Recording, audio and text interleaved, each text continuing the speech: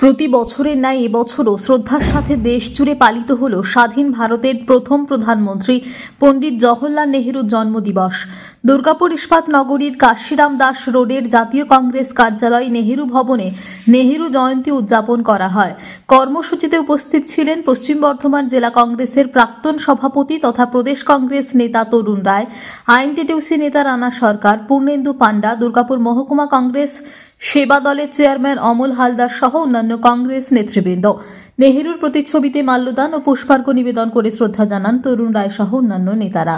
নিজের বক্তব্যের মাঝে দেশ স্বাধীনে জওহরলাল নেহেরুর অবদান সকলের সামনে তুলে ধরেন তরুণ।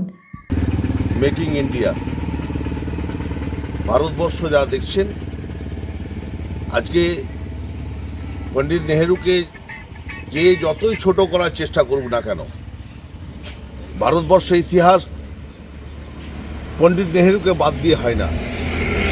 আর আজকে মূলত পণ্ডিত নেহেরু শিশুদের ভালোবাসতেন, তাই আজ শিশু দিবস হিসেবে ভারতবর্ষে পালিত হচ্ছে।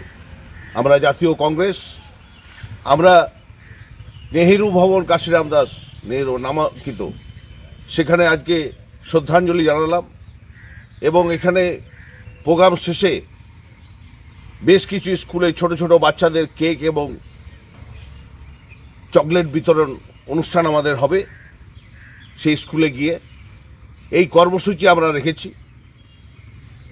তাই আজকে কংগ্রেসের পক্ষ থেকে আমরা জাতি ধর্ম নির্বিশেষে ভারতবর্ষের মানুষের কাছে একটাই অ্যাপিল করব, যে ভারতবর্ষের যে একটা ফ্যাসিস্ট সরকার নরেন্দ্র মোদীর নেতৃত্বে ভারতবর্ষের ইতিহাসকে বিকৃত করতে চাইছে, পণ্ডিত নেহেরুকে ছোট করতে চাইছে, সেই জায়গায় একবার তো যোগ্য জবাব দিতে পারে ভারতবর্ষের মানুষ। তাই ভারতবর্ষের পণ্ডিত নেহেরুর চিন্তাধারা নীতিকে বাঁচিয়ে রাখতে হবে, এটাই আজকে সংকল্প নেওয়ার দিন। জয় হিন্দ, বন্দে মাতরম।